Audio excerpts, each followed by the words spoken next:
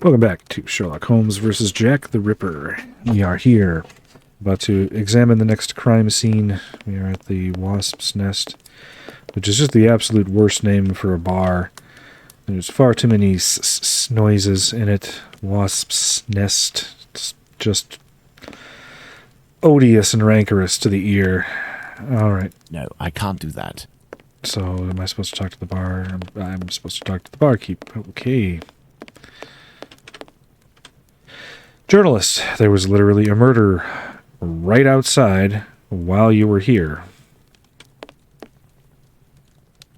Not making any accusations. Potential insinuations. A draft, my good man.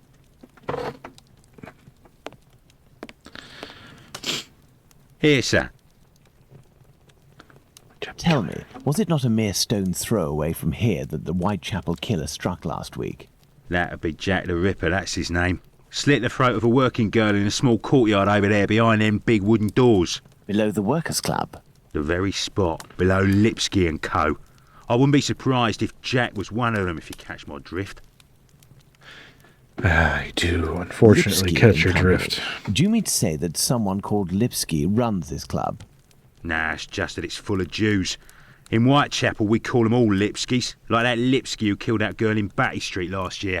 Oh, really? Last year, a Jew named Israel Lipsky killed a lass who was 6 months pregnant by making her drink acid. One trial and one protest by rabbis later, and he was hanging. By those who don't much like him, the Jews are called Lipskys. Is the term Lipskys used to refer to the Jews in the area, and is this club frequented by Jews? You got it. Socialist Jews even. They spend their evenings hollering, singing. I've seen them spitting on the bosses. And you know the victim? No more her than any other. The working girls don't drum up business too much in this street. They need a reason to end up here. Okay. Very well. Goodbye. Cheers.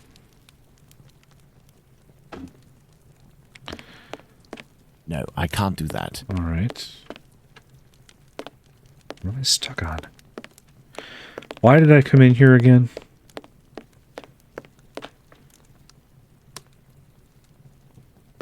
Oh, I suppose I can interview you because you were here, as I said. Hello. I know you. You're Squibby's guardian angel. You weren't dressed the same last time, but I don't forget a face. No hard feelings, huh? Join me in a glass? Your Jack the Ripper is on everyone's lips and written in all of the papers. You must be awfully proud of yourself. You have skill, that's for certain. It's a shame you use it to mask rather than discover the truth.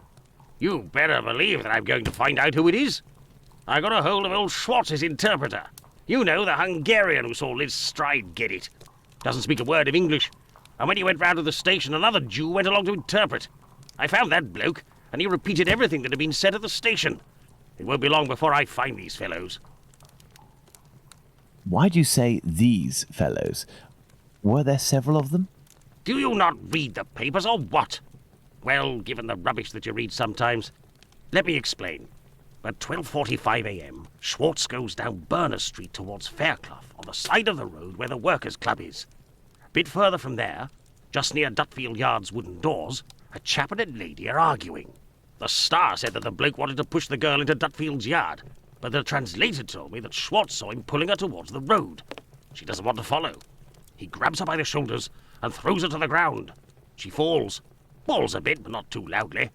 Old Schwartz is scared, crosses to the other side, but continues in the same direction. The bloke with the girl notices him and yells, "Lipsky!" At the same time, another bloke at the corner of Fairclough and Burner who was lighting his pipe gets in on the action. He starts coming towards Schwartz in a menacing way, and Schwartz takes to his heels, doesn't see anything else. Once he finds out that a woman got herself killed, he went to testify, and identified Long Liz Stride as the woman he saw getting thrown about. So there were definitely two blokes, mate. But why am I telling you all this? In vino veritas.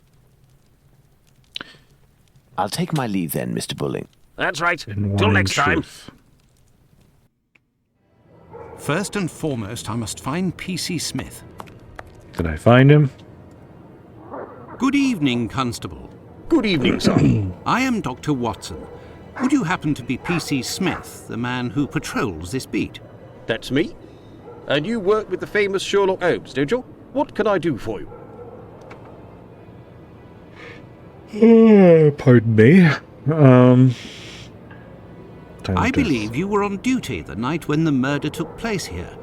You would certainly be able to confirm a few details, such as the time of death that the medical examiner gave. It's just that I wasn't there when the body was discovered. I don't think I can help you. But I was told that you had seen the victim that very night. Indeed, but it was before the murder. I saw her, not far from here. She was talking to a man. It was around 12:30 or 12:35 a.m. What did this man look like? I only saw him from behind, really. He was wearing a short black outfit, a small felt hat like a cap in a dark colour, and a white collar. He seemed to be a respectable type. He was carrying a packet in his hand wrapped in newspaper, about 18 inches long and about 6 inches wide. His outfit reminds me of someone that I know. Was he a large man, on the older side? I don't think so, no. Even though I only saw him from behind, I would say that he was barely 30 years old, or even less. Say 28, or even less. 26 years old, and 5 foot 8 inches tall at the very most.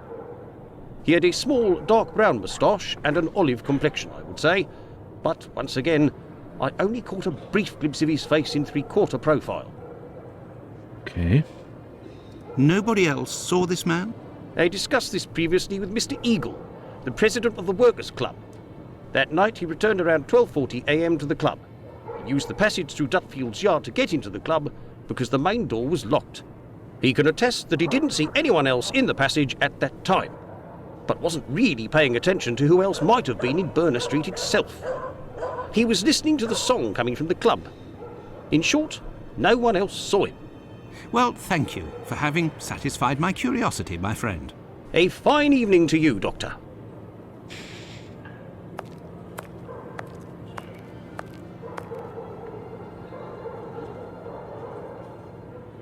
Oh, I'm Holmes again, and I'm outside. Well, Watson, let's go to Dutfield's yard. Dutfield's yard.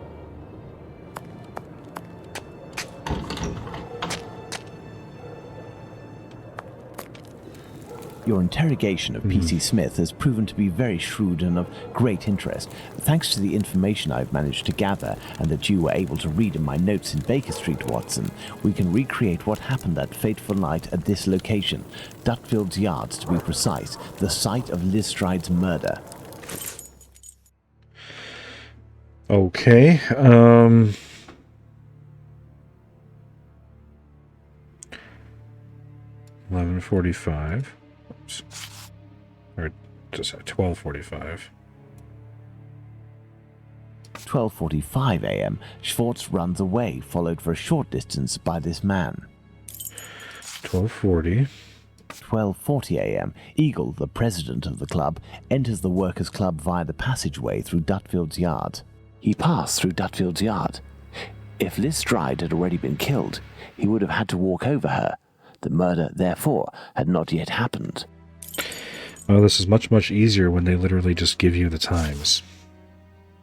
1 a.m., Mr. Diemschutz wants to enter with his cart, but the pony refuses. We know that the murder took place between 12:45 and 1 a.m. Mr. Diemschutz, therefore, must have disturbed the killer. 12:44 a.m. Schwartz crosses to the other side of the road. The attacker sees him and yells, "Lipsky." The attacker must have shouted to his accomplice at the end of the road, "Lipsky," indicating at Schwartz using his head in an attempt to scare off this undesirable. 12:43 a.m. Israel Schwartz passes by Dutfield's yard and witnesses the attack on Liz Stride. 20. 12:20 a.m. The American leaves the Socialists Club for some fresh air. The street is deserted. Midnight, the Socialist Club meeting ends. The members, mainly Jewish men, gradually begin to leave the club in little groups or alone.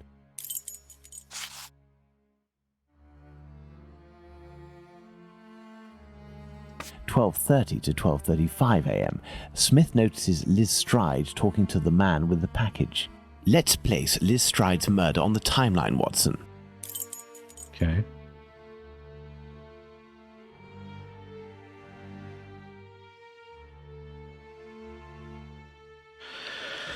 So, oh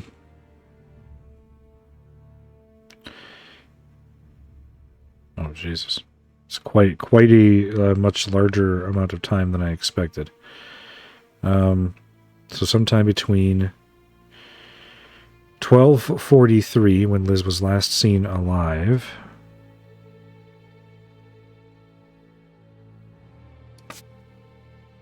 okay.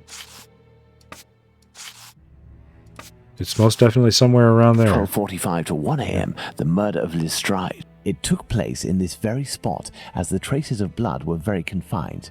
We will come back to this point in a few moments to elaborate on what could have happened. Well, we are still missing certain information in order to finish this investigation, Watson. Yeah, we sure are.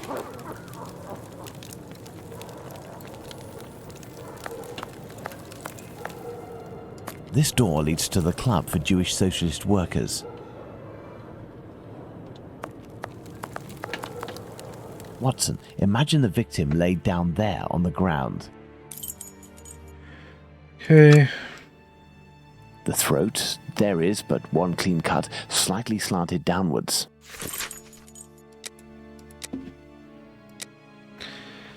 Wound to the neck is clean, starting from the right and slightly oblique and descending.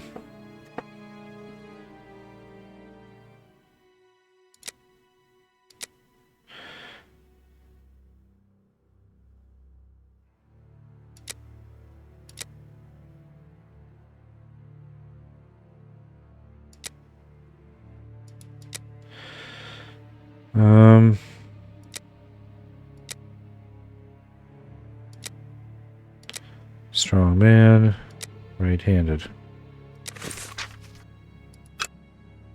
Her right hand, it is bloody, as is her wrist. Her left hand, it is closed around a bag of pastils.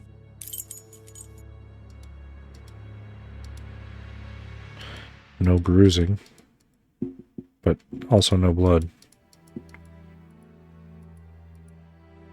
The ground is muddy.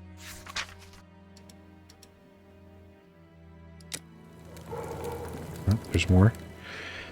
Okay, what did I miss? Her right hand, it is blood. Her knees and dress, they are clean. Okay, there we go. Alright, anything else?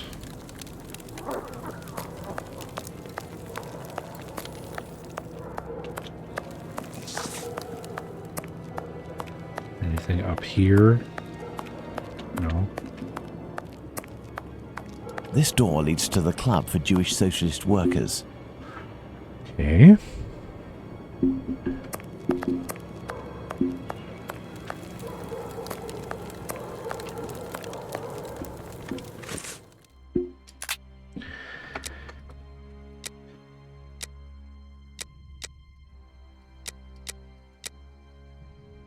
Alright.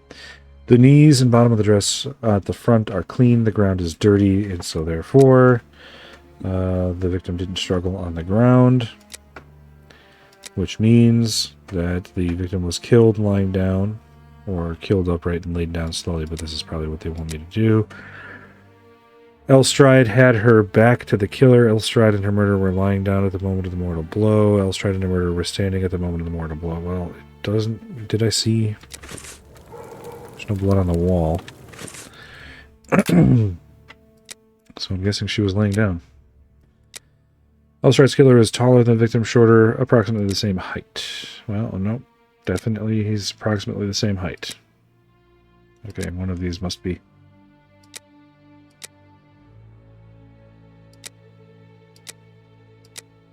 Okay. Okay.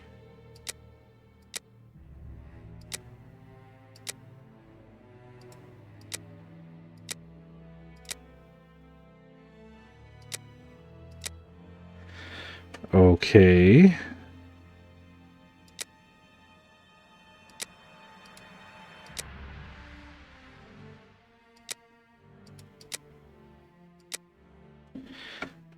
right? The evidence seems to me that they're approximately the same height, but perhaps I am doing something wrong.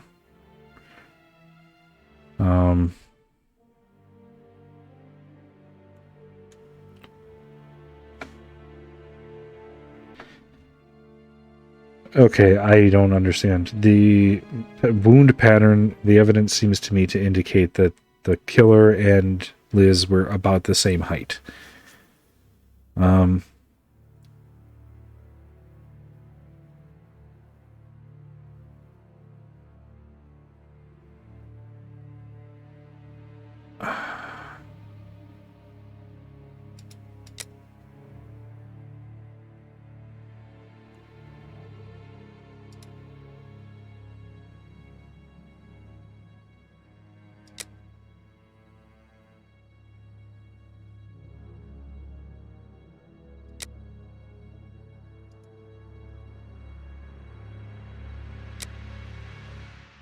She could not have been killed standing up. There's no blood. And the victim did not wipe her clothes.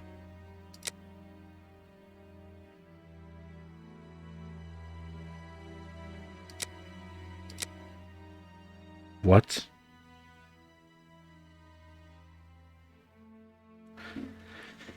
Okay, whatever. Bloody right hand and wrist. The carotid wasn't slit. The victim was bleeding from the nose. The victim had her hand cut. The victim put her hand to her throat. That's the one. The knife blade used in Elstride's murder was thin. The weapon used against Elstride was a mezzaluna. I'm not a knife expert, so I don't know what a mezzaluna is. The knife blade used in Elstride's murder was thick. Well, they keep describing the knife as thick, but the wound pattern indicates that it would be... We have two possibilities. The first is that which apparently it is now. Killer Okay. and the attacker, seen by Schwartz, were one and the same man. The second is that Liz Stride meets a client. After some discussion, they head towards Dutfield's yard to do their business. As soon as they arrive, the attacker appears while his accomplice keeps watch. Schwartz's arrival dissuades the two men from lingering. They leave the area and leave Liz Stride in a tense state, but glad to have kept her client. He will be her murderer. Both hypotheses are possible, but an incongruous detail will serve to corroborate one of them. An incongruous detail that we were able to establish regarding the Hanbury Street murder. Which one would that be, Watson? Look at the victim carefully, Watson, and tell me the link between the murder of Liz Stride and those of Nichols and Chapman.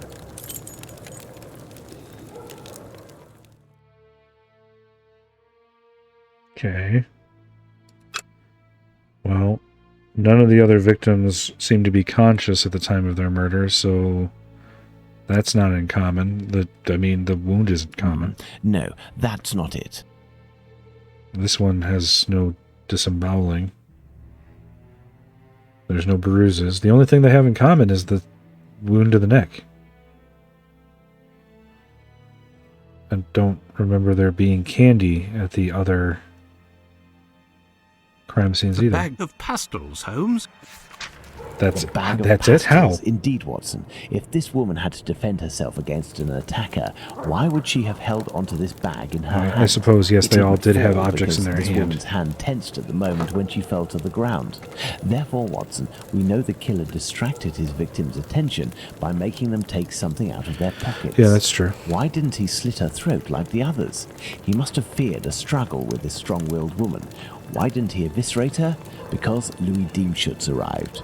Do you think the Whitechapel killer is behind this murder, Holmes?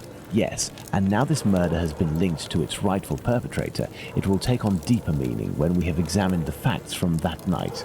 Let's go to Mitre Square, where Catherine Eddowes was killed. And make haste, Watson, as we have another murder to commit in 40 minutes. Okay. Here we are, Watson, Mitre Square. It took us a mere 20 minutes to get here. If the killer left Dutfield's yard around 1 o'clock, as we assume, he would have arrived here at around 1:20 a.m. We know that Catherine Eddowes' body was discovered at 1:44 a.m. Catherine was released from prison around 1 o'clock, but we have no information as to what she could have been doing until her death. This place has 3 possible ways out. Let's see where they lead. As a precaution, I brought an old map of the area with me. It will help us get our bearings. Let's hurry, Holmes. This neighborhood makes me ill at ease. Okay, there's Mitre Square. There's 3 ways out. This one, and this one.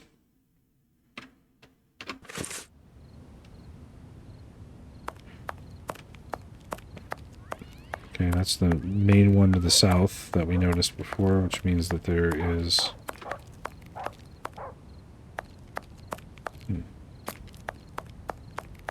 There's not as many Watson, as we are now in the exact spot where poor Eddowes tragically ended her days.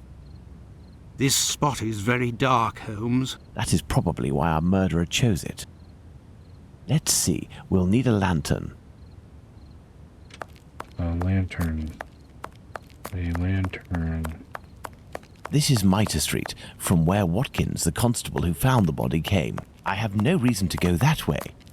Oh, here's a lantern.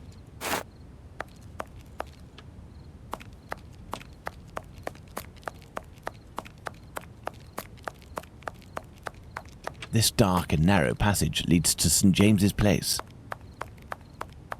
Nothing of interest here.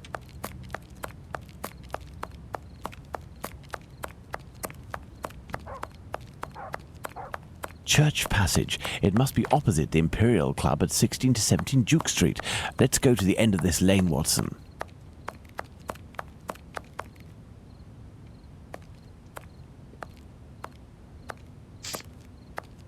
Hello, you must be Abraham Solomonovich, am I right? Yes, that's me. We've met many times. But I know you. You brought a lad to my place to take care of a cat, and I loaned you my mask. That's me. May I present? Dr. Watson, of course. Delighted. And you? I have known for a few days that you are a detective by the name of Sherlock Holmes. Is that so? You don't miss a thing, do you? It was the children who gave me away, am I right?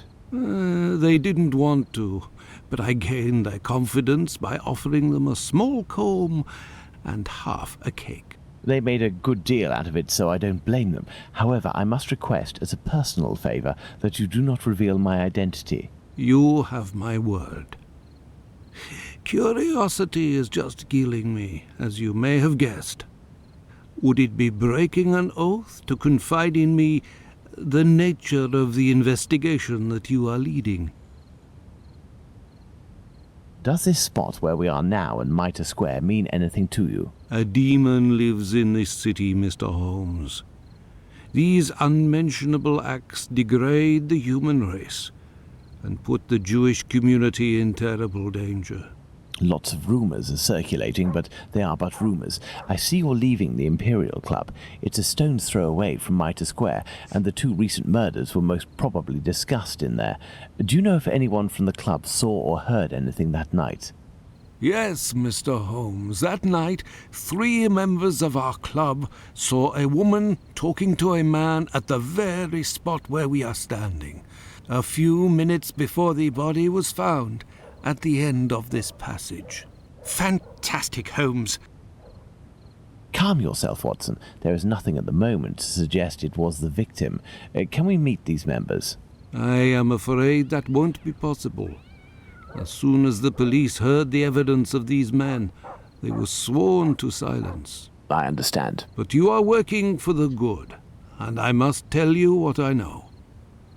One of the 3 men, my friend Joseph, left that night with 2 other members of the Imperial Club, Harry and another Joseph.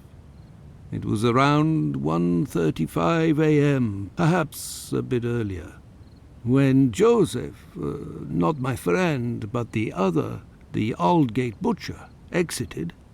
He saw a man and a woman in discussion at this very spot where we are. These men must have been about 16 feet away from the couple. That's about right. So Joseph, the butcher, said to the other 2, while pointing at the couple, "Look, I don't like going home alone when I see this kind of people here." My friend Joseph looked at them without noticing anything strange and didn't understand what he meant. They had the look of Two rather unkempt people, but no more than that. Okay. After the murder, did these three men tell the police what they had seen? Not quite. Harry stated that he hadn't seen the couple. As for Joseph, the butcher, even though he was the one who commented on them and pointed them out, said that he couldn't remember anything except that the man was about 3 inches taller than the woman, who was 5 feet tall, no more.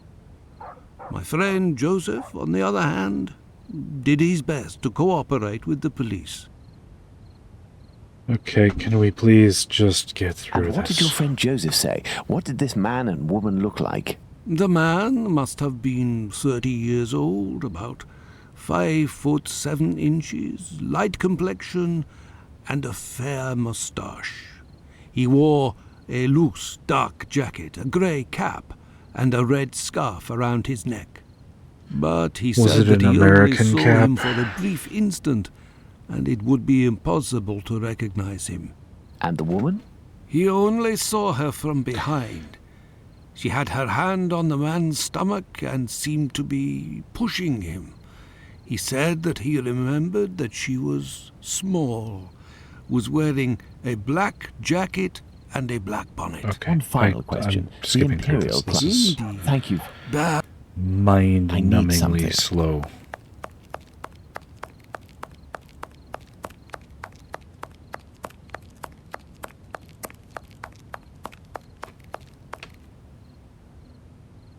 Now then, we will need a lantern. Now then, we will need a lantern. Oh, I hate this game. Take the lantern, Watson.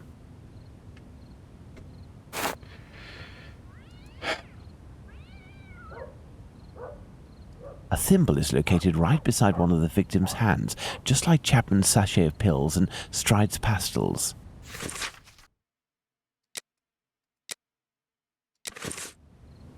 Do these objects spread out by the victim remind us of anything, Watson?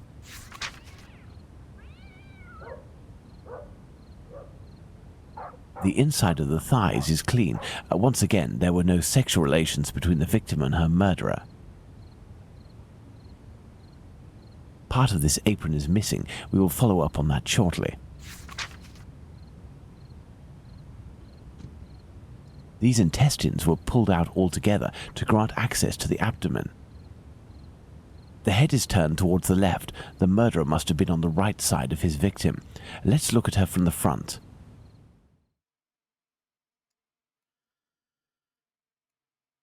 Increasing violence like this is typical in serial offenders. The eyelids were cut off. The nose was cut. The cheeks were slashed to make them thinner. There is but one wound, Watson. It goes from the left side and descends in a slight oblique towards the right side.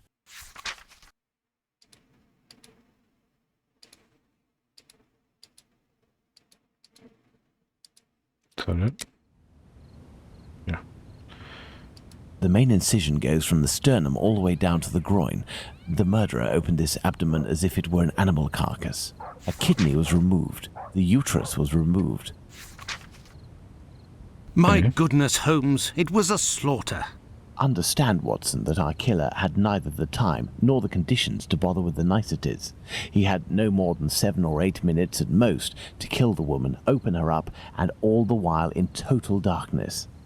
Holmes, it's a woman, a poor victim you're talking about. Yeah. Consider all But the these are time this still man facts. lost and the risks that he actually took by cutting the victim's face and the lower abdomen in around 20 precise spots, especially the lungs and the liver. These attacks, which I considered gratuitous, are in fact nothing of the sort and have as much sense as the removal of the organs. Watson, we must now consult our timeline. We began in Dutfield's yard, but this time we will try to recreate the actions of certain people, in this case, those of the 2 policemen. Okay. 1:30. 1:30 a.m. PC Wat... Oops. If PC Watkins did his rounds properly, and there is no reason to doubt this was the case, as he discovered the corpse a quarter of an hour later, the murder hadn't yet taken place, and there was no one in Mitre Square, unless they were hidden among the shadows. Enter Mitre Square via Mitre Street, Watson, and stop and try to see me with the lantern. I will be where poor Edow's corpse was. Okay. Alright, this is the place. Yeah, I can see you. Enter Mitre Square via Mitre Street, Watson, and stop and try to see me with the lantern. I will be where poor Edow's corpse That's what was. I just did. Alright, I've got the lantern. Here I go. I'm walking on my rounds. I'm a police officer. Yes, I can see you. I see you, Holmes. Perfect, Watson. Let's look at our timeline, Watson. Okay. 1:35. 1:35 a.m. A man and a woman are arguing at the entrance of Church Passage. The man came from Aldgate. 1:42.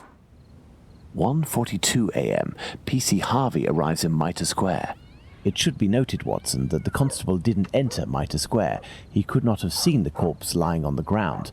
But would he have been able to see a man sitting or standing?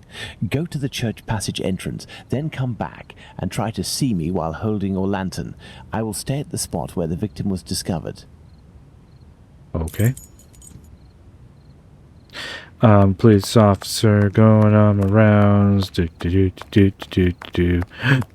Who's this? What's I going see on you, over Holmes. here? You had to proceed into the square in order to see me, something Harvey didn't do. It is possible that the killer was still there. 1:42 a.m. PC Harvey arrives at Mitre Square, but does not go in. The murderer may well have still been there. Okay. 1:44. 1:44 a.m. The body is discovered. And so, murder hadn't yet taken place at 1:30. But I feel like I'm not supposed to put it on 1:30 because there's already something at 1:30. Very good, Watson.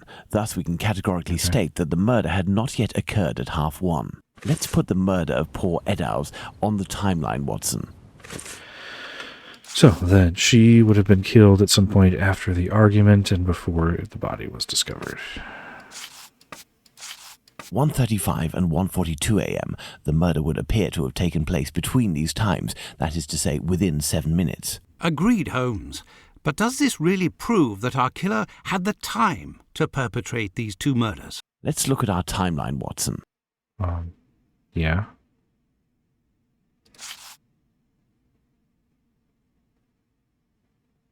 There, Watson. We are now certain that the murderer really had the time to commit these two murders. Incredible. Let's look at our deduction board, Watson. If we must.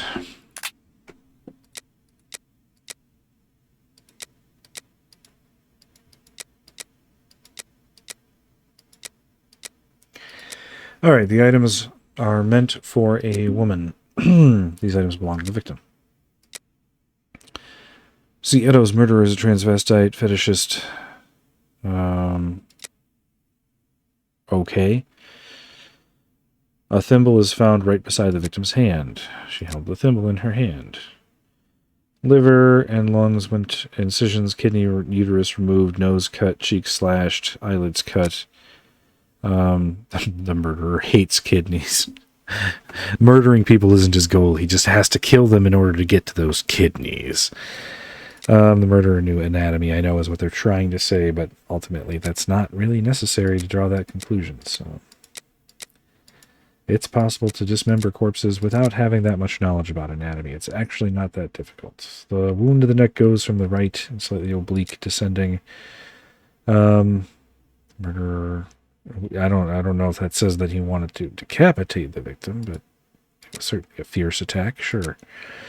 The murderer is a bit shorter. The wound is superficial, so goes from the right and slightly oblique and descending. It's similar to this wound, I suppose. Right down to right-handed.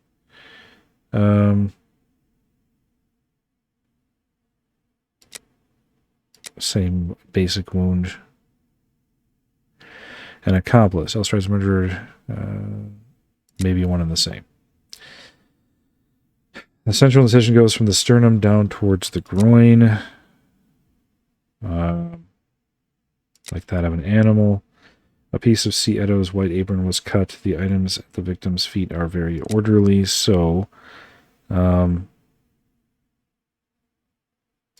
likes order. That is not true. Okay, that's not correct. So This spot is making me nauseous. Can we not head back, you're Holmes? so delicate. You Are you sure that certainly you can't, cut out for this Watson. kind of work, We have one John? final point to address. Do you remember the piece of white apron that was missing just now? It was found just a few steps away from here, at the entrance of a building.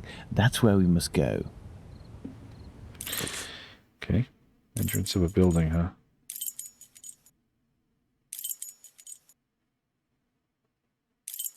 So, Imperial Club? Where's that? Oh, that's where I am.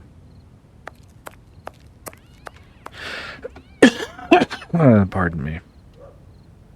It was on Let's go. Goulston Street, if I remember the document correctly. The one that I actually did read. There's the spot, Watson. By night, Goulston Street is deathly silent, which will permit us to carry out a fair few experiments. Let's find the entrance where the piece of the victim's apron and the mysterious chalk message were found. Okay. Still got matches. Let's see if I can remember. Oh. Isaac Psalm. He moved. Look at these signs, Watson. We are in the Jewish High Street. He moved.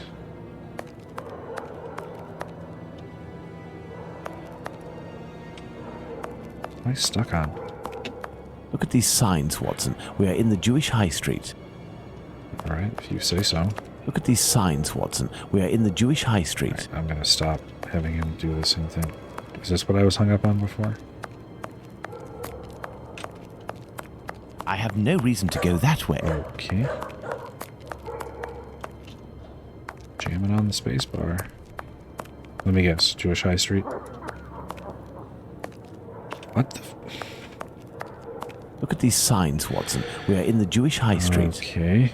I can't remember. Oh, is it up here? Oh, yes.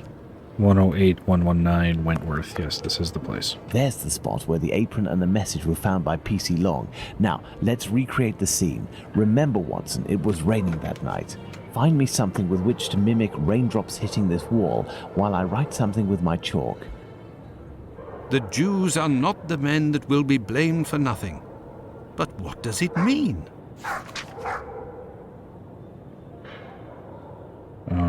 Have you found something for us to pour water from, Watson? Find a container and some water. Let me remind you that it's nighttime and the street is deserted, Holmes. Okay.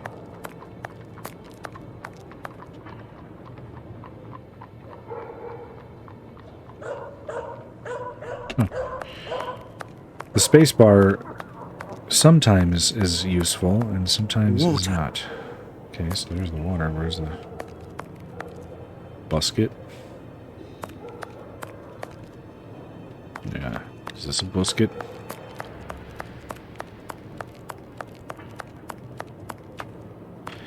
That may come in handy. Who knows?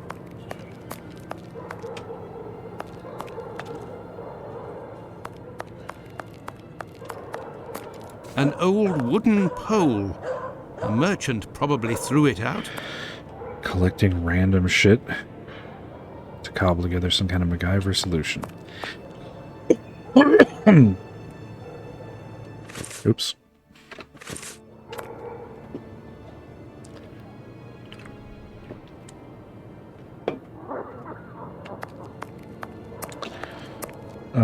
Okay.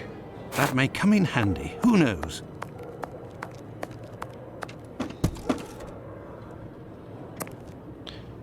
Okay. What the fuck am I supposed to do with that?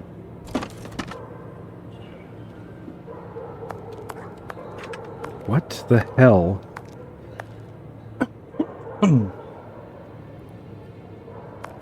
Okay. Rope, hook, Oh. Okay.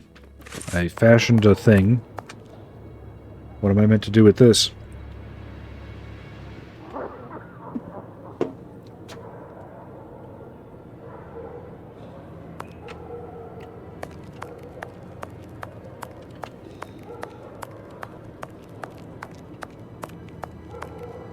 Oh. A watering can. That's what I need. But I can't reach it. Is that what that was for? Oh, okay. A watering can. That's what I need. But I can't reach it. Wow. That was stupid. That was really stupid.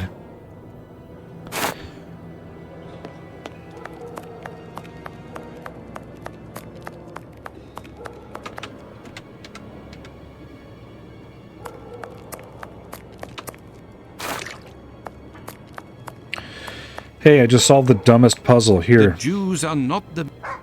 Have you found something for us to pour water from, Watson? Yes. Really? Yes, I have, Holmes. Okay. If this message were written by the killer, then it would have been lying in this entrance for up to 35 minutes before being discovered. Let's find out in what state it must have been. This message could not have withstood an entire night in the rain. During the investigations carried out on the night of the double murder, PC Hulse inspected the entrances of this street around 2:20 a.m. and confirmed to have seen nothing out of the ordinary. At 2:55 a.m., 35 minutes later, PC Long found Catherine Edow's piece of apron and the message in chalk. This message would not have withstood a whole night in the rain, as had I continued to water it for a little longer, I would certainly have erased it. It was written, therefore, at the moment when the piece of apron was dumped. This substantiates PC Hulse's statement, which stated he had seen neither of these during his rounds. After its discovery, it was guarded and protected from the rain, which was subsiding, which explains why it was still legible when it was erased at 5:30.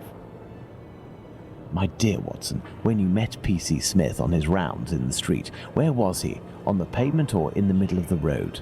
In the middle of the road, Holmes, without a shadow of a doubt.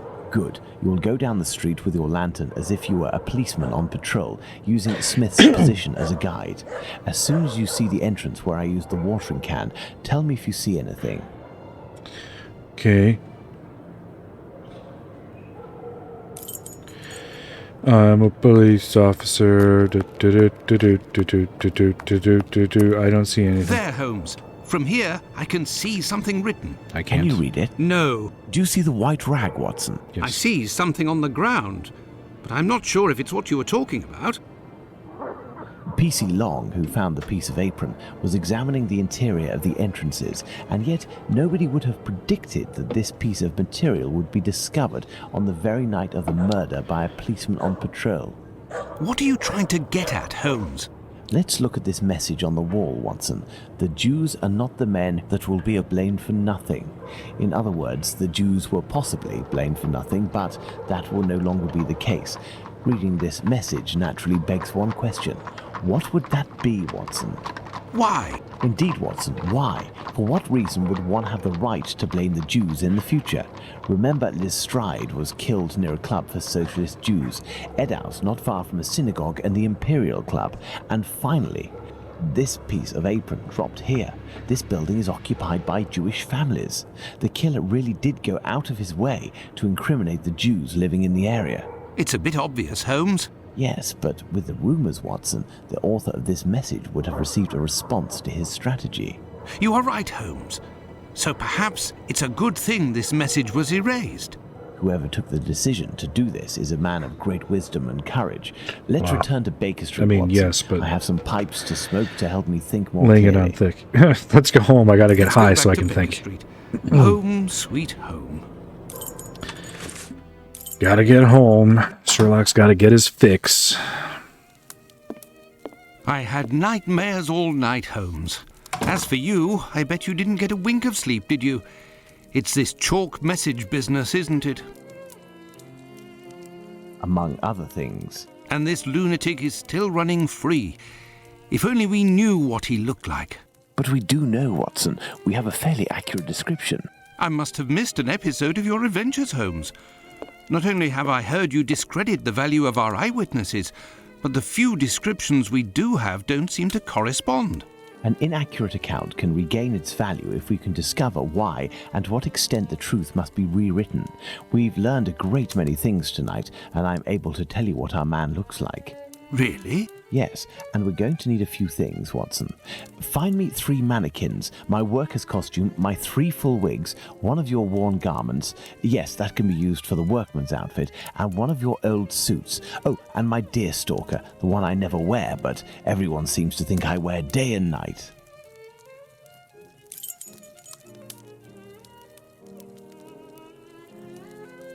Why do I have to control John to go and run errands?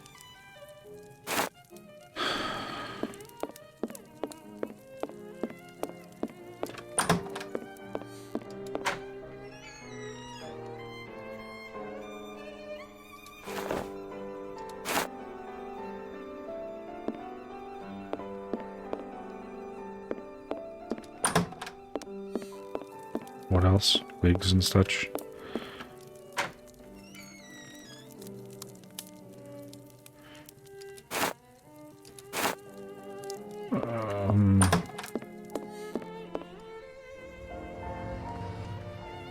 Oh, look, gun. A wig.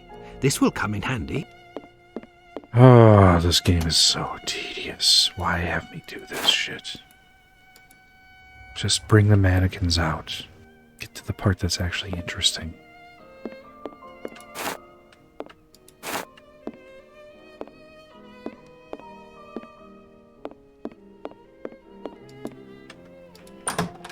Honestly, this does make me appreciate Sherlock Holmes We Chapter shall 1 place our mannequins here, Watson. much, much more. Because it occurs to me that these characters are so flat, so two-dimensional that I'm thinking back about Sherlock and the moments in Sherlock Holmes Chapter 1 where there was genuine emotion, and I appreciate it all the more. So, as for one of the murders, we have no witnesses whatsoever. As for the 3 other, we have at least one person who claims to have seen the victims talking to a man a few minutes before their death. Do you remember whom these would be, Watson? Yes, I do. One of them said that the man was about 5'8", and was wearing a red scarf and such. That was pretty detailed.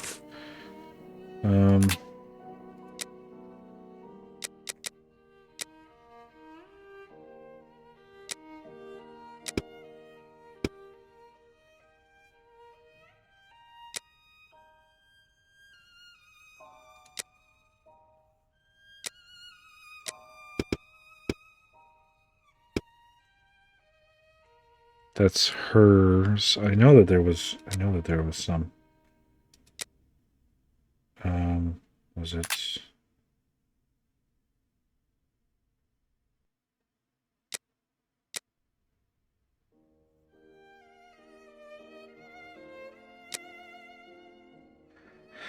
Yeah. The fucking textures, I swear to God. I know that the height was 5'8".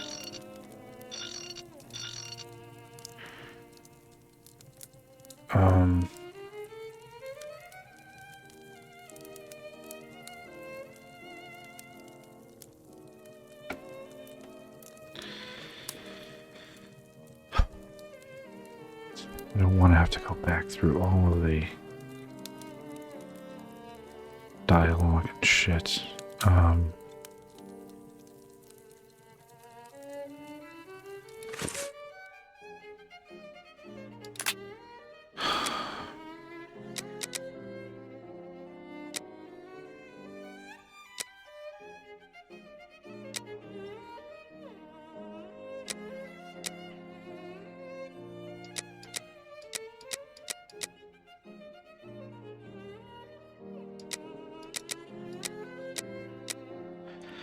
The man must have been 30 years old, about 5'7". light complexion, fair mustache. He wore a loose dark jacket and a gray cap. So 5'7", 30 years old. Can I... Oh, there we go. Use this document as proof. Oh, and I guess while I'm here, I also had a description from PC Smith. He's wearing a short black... Yep, this one. And then... Where was the other one?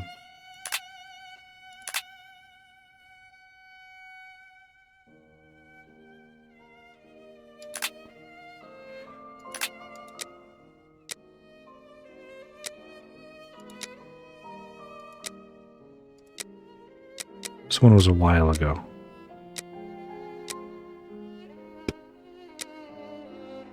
I think it was one of the ones... Yeah, one of the ones from... ages ago. Yeah, brown deerstalker hat. Okay, yeah. Alright. Alright, so those are the places. Bravo, Watson. There are our 3 witnesses. There is an error, Watson. Let's reread Abraham's testimony. He said light complexion, blonde wigs.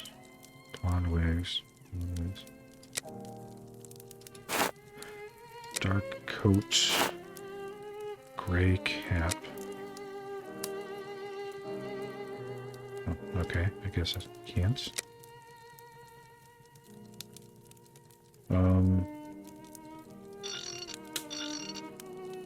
Indeed, Watson, that's the right size for Abraham's mannequin. The account given by Mr. Solomonovich's friend is incorrect in at least one point.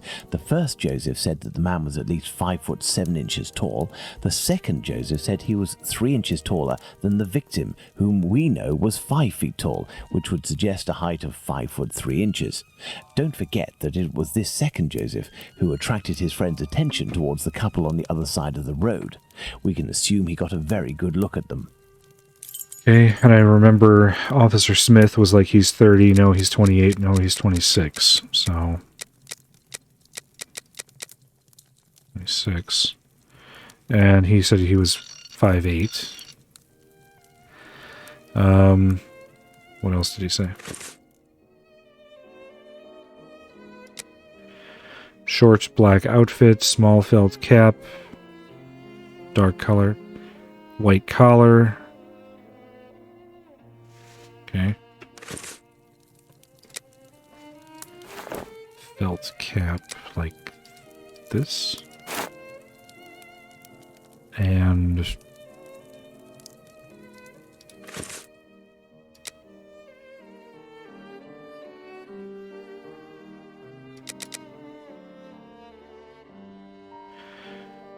dark brown olive complexion.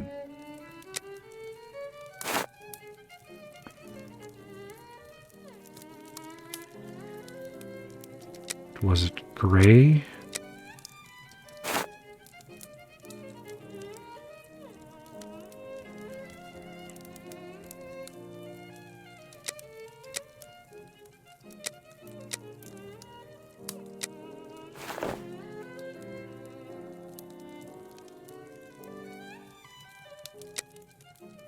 Excellent. Now, on to the next step.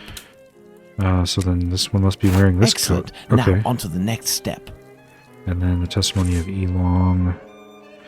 Deerstalker hat, dark coat, a doubt on this point. General appearance, working class. Okay.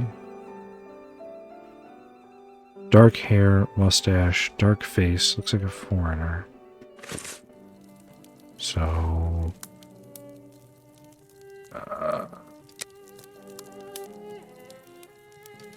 I don't have the... I don't have the third mannequin, apparently. Where am I going to get that?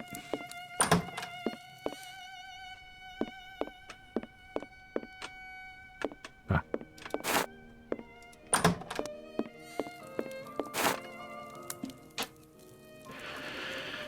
All right. And He had dark brown hair and a deer stalker.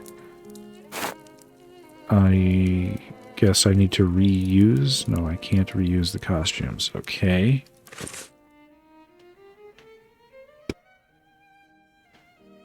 "40 years old. A little taller than the woman with whom he was discussing, approximately 5 feet 3 inches, so approximately 40.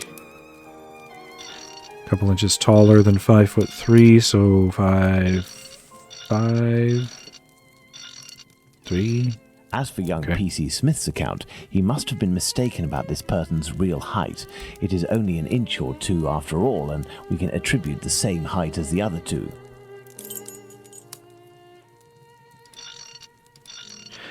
I don't necessarily agree with that, but okay. There we are. Magnificent. Alright, what else?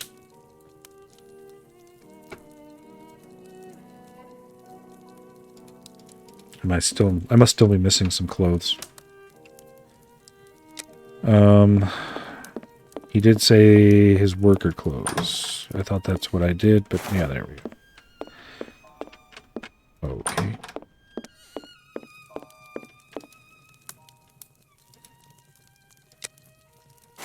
Bravo, Watson. All right. Our mannequins have been recreated based on the correct accounts. Now, Watson, let's see in what ways these statements differ and how the witnesses could have been mistaken. Let's look at these wigs and moustaches.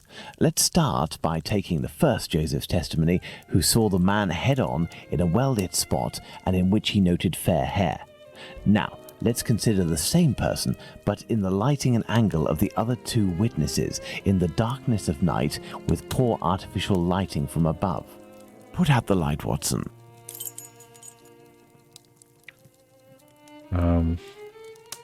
Thus, poor lighting and a backlit subject can affect our perception of shades and colors. The wigs from Abraham's mannequin took on the same color as the other two. The three testimonies, therefore, don't contradict one another, and we can apply the same facial hair to all three mannequins. Turn on the light, Watson.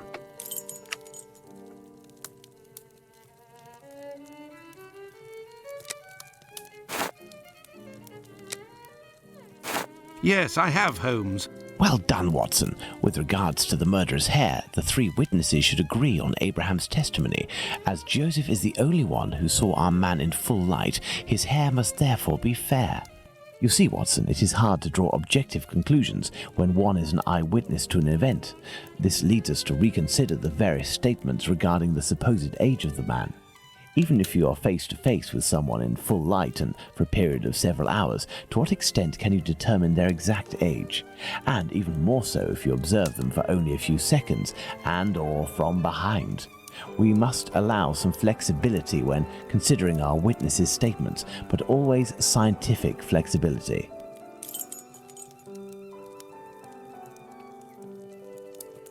Okay.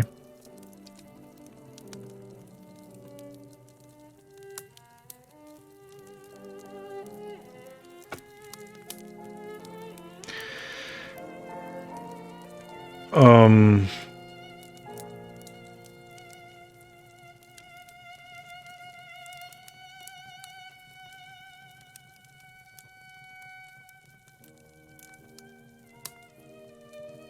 3 to... I don't understand what I'm supposed to do here. Based on the tolerance of years, the tolerance 3 to 5, 7 to 10, and 7 to 10. So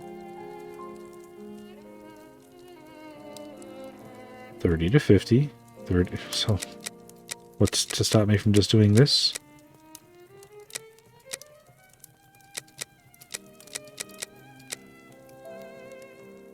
Nothing, apparently. Okay. So then I can just do...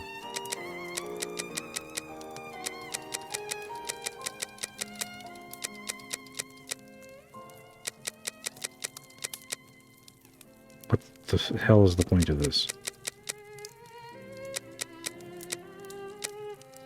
Perfect, Watson.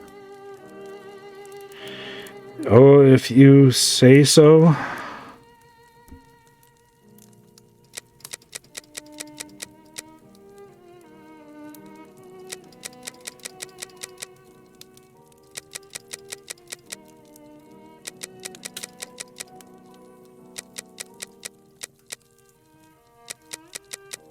There we are. Magnificent. Okay.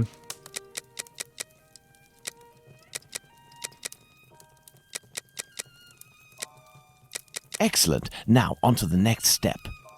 Yes, I have, Holmes. Now that we have fully considered the witness accounts, let's see to what extent they agree. If we apply the range of error for each of our dummies, we can deduce the age of our murderer as precisely as possible.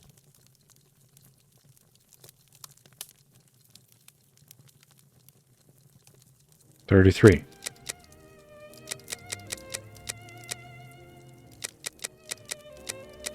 Perfect, Watson. Within a margin of 1 year, Watson, the age of our murderer is 33 years.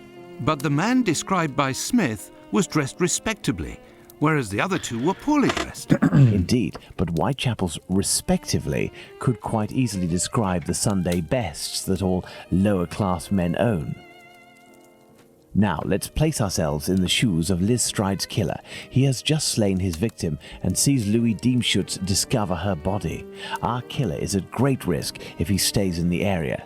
He therefore gets away from this spot.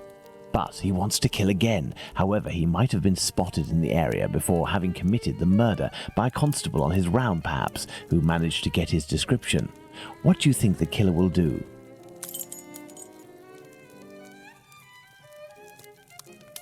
Flee and look for another victim. No, that's not it. Okay. No, Watson. No, Watson.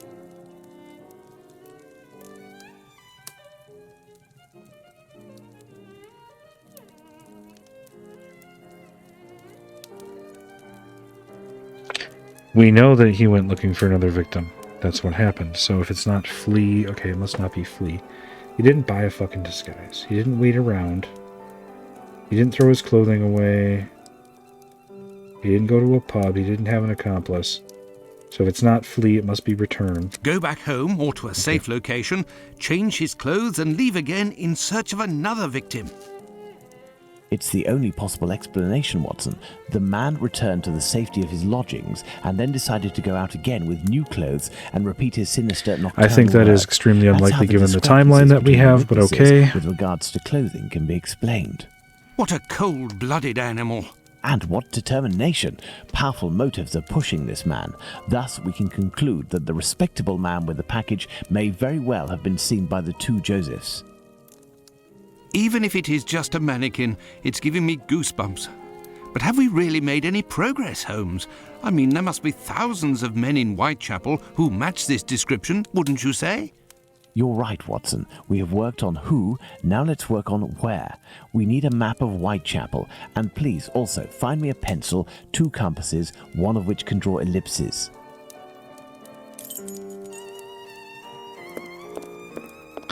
Well, we saw those earlier.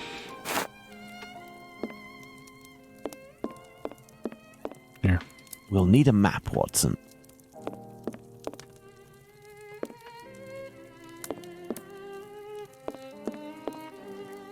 I thought we had one.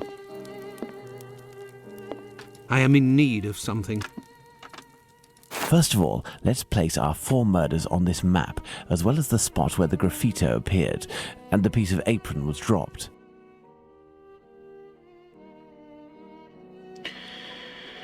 Graffito on Goulson Street. Catherine Eddowes, Miter Square. Polly Nichols.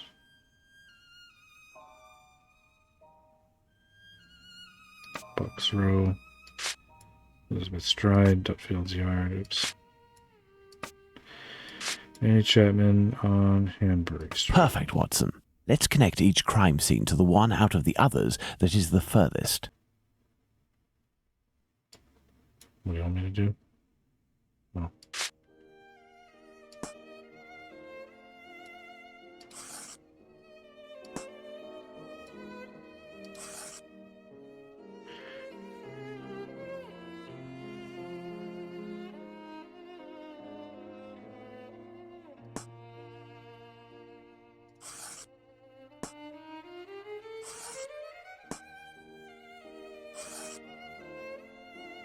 I thought we agreed that the graffito was pretty much irrelevant.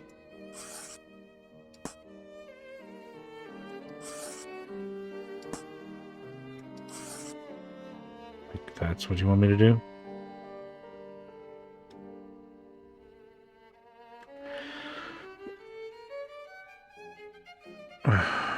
Oh, did he say the two that are farthest away from each other? So these two?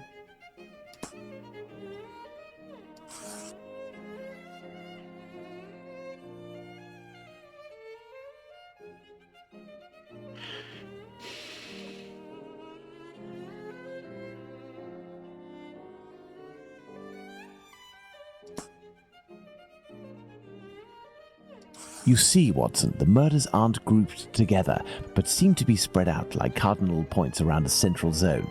The killer obviously wanted to avoid returning to the previous scenes of his crimes, assuming that they would be more closely watched, or that he could be recognized. So, the killer lives at the center of this cross? In the vicinity, most certainly, but how near? We cannot afford to get it wrong. If you concentrate, Watson, you will notice that the murders are roughly equidistant from the intersection point of the diagonals. Let's focus on the night of the double murder. Remember, Watson, it took us 20 minutes to get from Dutfield's Yard to Mitre Square. Let's draw a line from one to the other. Perfect. We didn't make the trip as the crow flies, but that would not harm our estimate. Let's suppose the killer left Dutfield's Yard at 1 a.m. and arrived in Mitre Square at 1:35 a.m. when he was seen by the two Josephs. If he took 5 minutes to change his clothes, that leaves a range of 10 minutes to determine where this man's lodgings are. We must determine the area in which one can go from Dutfield's Yard to Mitre Square in less than half an hour. To do this, let's draw an ellipsis. The length between Dutfield's Yard and Mitre Square corresponds to 20 minutes. By adding half, we get a distance of 30 minutes. By taking the two right segments, each starting from the two murder scenes, and which the sum of the lengths makes 30 minutes, we get our ellipses.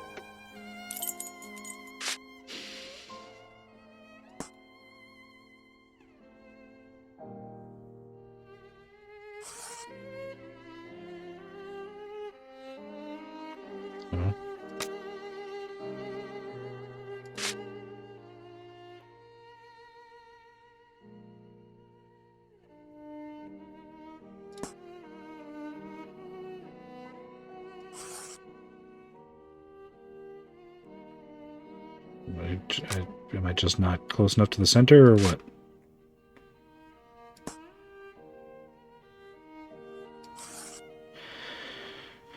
Okay.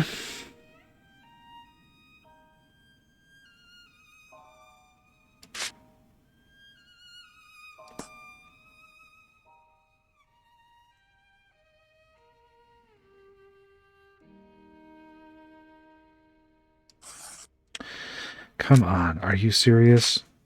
How pixel perfect does this have to be? What the fuck?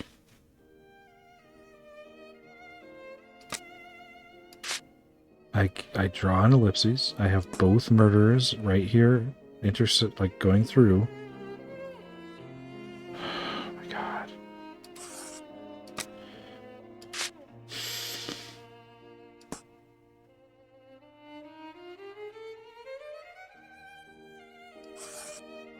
Jesus Christ.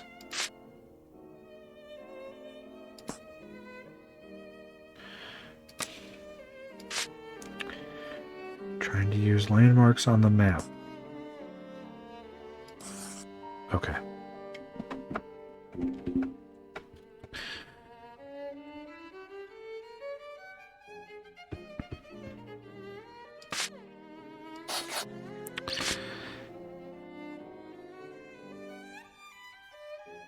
I need an ellipses that covers both crime scenes. Okay, this indicates all of the possible places where his hideout could possibly be, or his home could possibly be. That is... How is that not acceptable?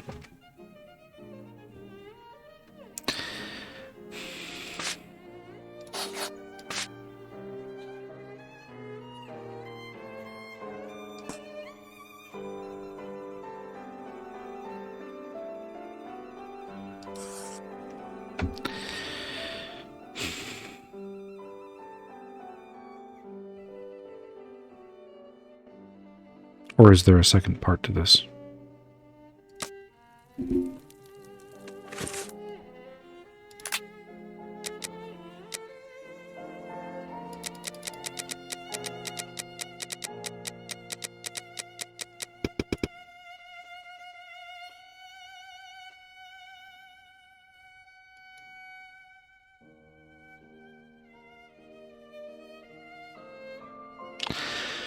By adding half, we get a distance of 30 minutes. By taking the 2 right segments each.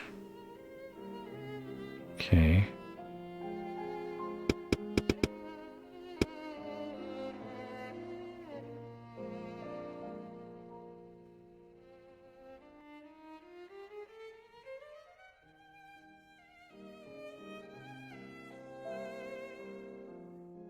I don't understand. This is just a fancy way of saying you take 2 points, and when they're both included at the edge of the ellipses, this is your search area.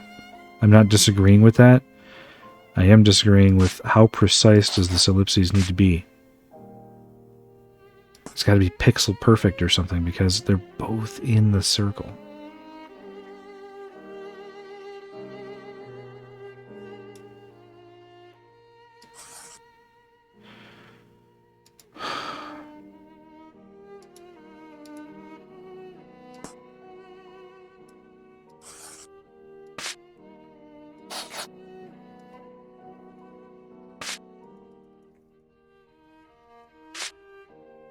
They are the only tools that I can use. Am I also supposed to do this? Apparently not.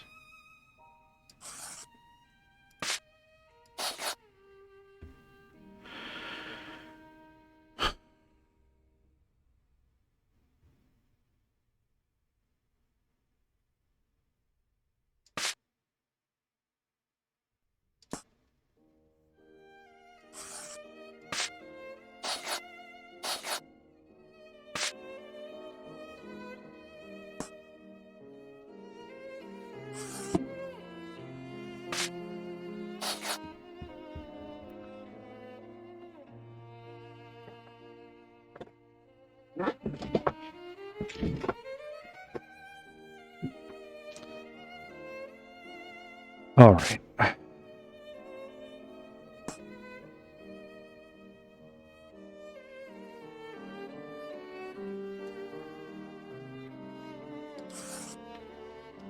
If they go right through the middle, that doesn't seem to matter.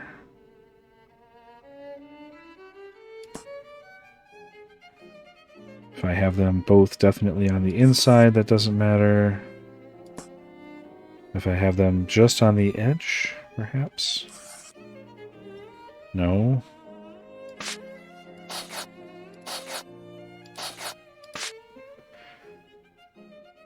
Oh, okay, I don't know what they want from me here.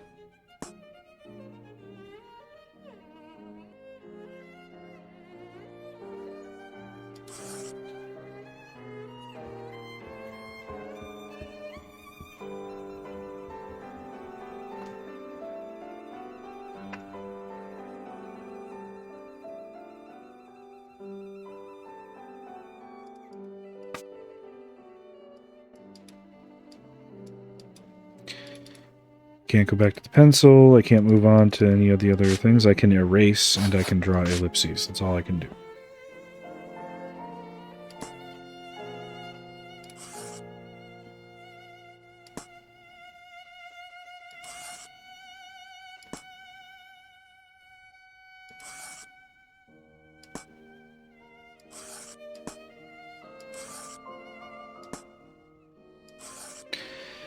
I am stuck.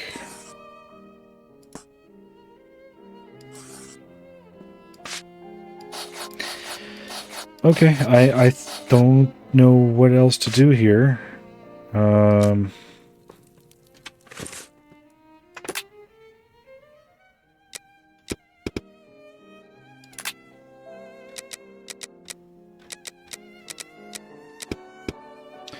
Let's draw an ellipses. The length between Dutfield's Yard and Mitre Square, okay, those are the two locations, corresponds to 20 minutes. By adding half, we get a distance of 30 minutes.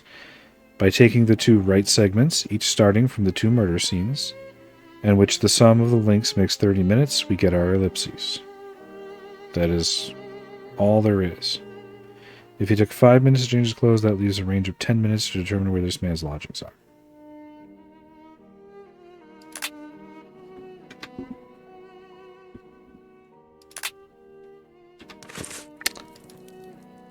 Sounds like very simple instructions. Draw an ellipses.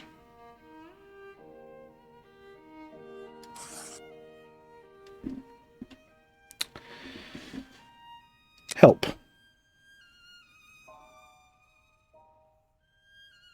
Yes. That is what I just did.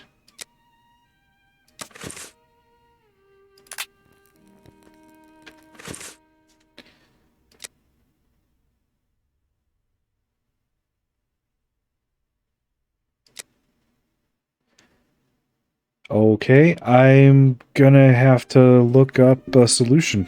I don't know what else to do. So, give me a moment. Alright, so what I see is that I'm not the only one who's had this problem. Looks like going back to 2016, this is a common issue here with this part of the game. We got here is 404. That's not going to help me. Need to make the yellow ellipses much bigger for some reason. Okay. Then let's do.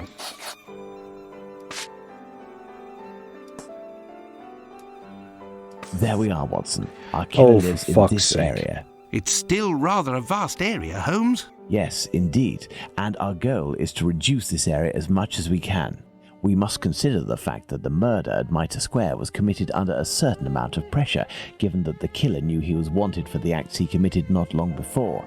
We can assume that he had to do it in a safe zone, that is, an area not far from where he lives. This is especially true of an act such as the graffiti he carried out after 2 murders. Let's trace a circle around this point, with the distance separating it from Mitre Square as the radius. This will enable us to determine our killer's safe zone.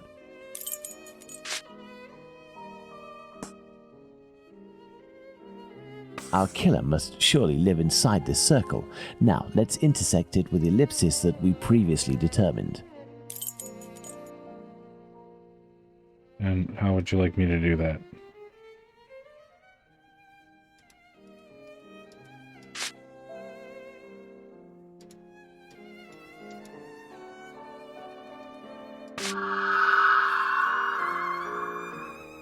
There we are, Watson, the Aldgate district. Shouldn't we inform the police so that they can concentrate their efforts on this area of Whitechapel? It is probably already crawling with inspectors, Watson, and I doubt that they would take us seriously, even if they were willing to listen to what we had to say. Let's focus instead on understanding the killer's modus operandi. We know our murderer preys on prostitutes who are penniless, weak, sick, or alcoholic, that he distracts them the moment before killing them, and that he left an anonymous message inciting anti-Semitic hatred at the entrance of a building occupied by Jews. How would you describe this man? What a coward! Indeed, he is a person of great cowardice. Let's look at his murders, and in particular, the depredations on the corpses, putting aside that of Liz Stride, because on that occasion his work was left unfinished. If we recall the observations made on the victims and the parts that were mutilated or damaged on each of the bodies, without forgetting the fact that he also removed 1 or more organs, we can ascertain that our killer evolves during the course of the murders, cowardly and still evolving. And yet, look at the location of our first murder, that of Polly Nichols in Bucks Row. It is the most distant from the area our killer would appear to live. Perhaps this murder was preceded by another within the killer's area. I believe a cowardly killer would commit his first murder in an area close to his home, in order to find refuge as quickly as possible on carrying out the act. Holmes, an idea just occurred to me that fills me with dread. This evolution of which you speak. He will pursue his next victim as long as the conditions permit him to continue killing Watson. But how could one go even further in this horror? Look at what he did to that woman, Catherine Eddowes. In order to avoid having to answer that question, we must act with haste and planning. Watson, I suggest you inform yourself on the mutilations sustained by the victims. We played with the idea that this could be an act of vengeance against prostitutes. If the mutilations correspond to areas affected by a specific pathology, perhaps the killer wanted to give an eye for an affliction he felt the prostitutes he knew were responsible for. And this trail leading to Dr. Tumblety Holmes? I also have a few things to look into in the meantime. I still have a primary witness to track down, not to mention old trails I've yet to pursue. See you soon, Watson. When we first spoke about the Bucks Row murder with Watson, he was reading a newspaper, The Star, dated September 1st, 1888, I believe, which mentioned similar murders in the preceding months. I have no chance of finding the police reports, but perhaps I could find some information at the Central News Agency. I must go there at once. Afterwards, I'll go back to see Abraham, the owner of the pet shop in Whitechapel. The second Joseph's statement would lead me to believe that he may know the man spotted on the corner of Church Passage that night. If that's the case, I must find this witness so I can question him. Okay, sounds like that's what we're going to be doing next time then, is heading back to the Central News Agency and back to the pet shop. It feels like we're picking up steam here. It feels like we're getting closer and closer to the end of the game, which is good because I'm ready for it. But also, I mean, as we had previously indicated, that when the end comes, it's likely to come quite quickly. So I feel like we're just about there. So, see you next time. Take care of yourself. Have a nice day.